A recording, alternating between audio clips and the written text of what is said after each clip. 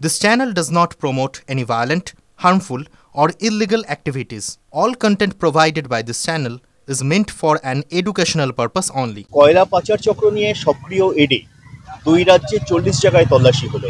কালকে ইডি বহু জায়গায় সক্রিয় হয়েছিল। ঝাড়খণ্ড বা পশ্চিমবঙ্গে যেরকম, কেরালাতেও দুর্নীতি নিয়ে তারা ওখানে আর রেড করেছেন। তো আমার মনে হয় এটা খুব দরকার আছে, যে ধরনের ছিল দুর্নীতি বা এখনো চলছে, বিশেষ করে এই ধরনের যেগুলো স্থানীয় পার্টি যেখানে রাজ করছে সেখানে দুর্নীতি বেশি, আর সেটাকে শেষ করার দরকার আছে। ভারতবর্ষের অগ্রগতি যেভাবে এগোচ্ছে, দুর্নীতি সেটাকে আটকাবার চেষ্টা করছে, সেটা খুব দরকার আছে এবং এক্সপোজ করারও দরকার আছে, আইনের সামনে আনারও দরকার ছিল। কেন্দ্র নতুন শ্রম আইন আনছে, প্রধানমন্ত্রী নরেন্দ্র মোদী টুইট করেছেন। আমাদের দেশে যেমন সংবিধান ব্রিটিশ আমলের সমস্ত আইন দিয়ে চলে, যে ভারতীয় ন্যায় সংহিতা, সাক্ষ্য সংহিতা, এরকম 3টি বিল হলো, সেখানে সেই 1862, 60, 70-এর আইন ছিল, সেগুলোকে পরিবর্তন হলো ব্রিটিশ রুল। স্বাধীন খালি পতাকা পাল্টালে হবে না, তো আইন কানুন রীতি পাল্টাতে হবে। সেজন্য আজকে জীবন পদ্ধতি পাল্টেছে, ইন্ডাস্ট্রি ইত্যাদি অনেক পাল্টে গেছে।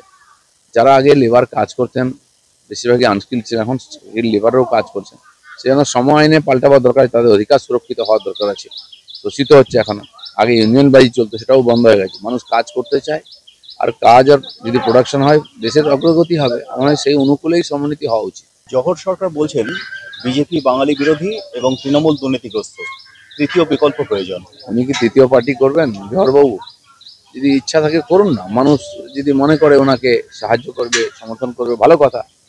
প্রশান্ত কিশোর তো চেষ্টা করছেন, চেষ্টা তো হওয়া উচিত। যদি মানুষ মনে করে ঠিক আছে, তাহলে ঠিক আছে। বিভিন্ন পুরসভায় চেয়ারম্যান বদল হচ্ছে এবং সেখানে কাউন্সিলররা বিদ্রোহ করছেন, পদত্যাগের ভয় দেখাচ্ছেন।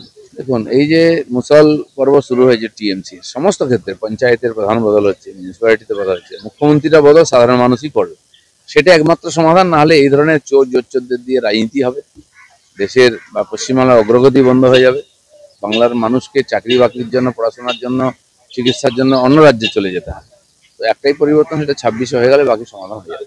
মৃত দুই বিএলওর পরিবারকে 2 লক্ষ টাকা করে ক্ষতিপূরণ দেওয়ার কথা ঘোষণা করলেন মুখ্যমন্ত্রী। উনি একটু পুরস্কারটা বাড়িয়ে দেন, দেখবেন আরো অনেক লোক এসআইআর এ মারা যাবে। টাকার জন্য এখানে মারাও যায়, বেঁচেও থাকে, সেটা করুন। যদি বিএলও ডিউটি করতে গিয়ে মারা গিয়ে থাকেন, অবশ্যই তার পরিবারকে সহযোগিতা করা উচিত এবং সেটা দায়িত্ব পড়ে সরকারের। কিন্তু যে মারা যাচ্ছে সে এসআইআর এর জন্য মারা যাচ্ছে, রাস্তাঘাটে মারা যাচ্ছে, এই যে প্রচার হচ্ছে, তাহলে ভারতবর্ষ অন্য রাজ্যে কেন মারা যাচ্ছে না কেউ?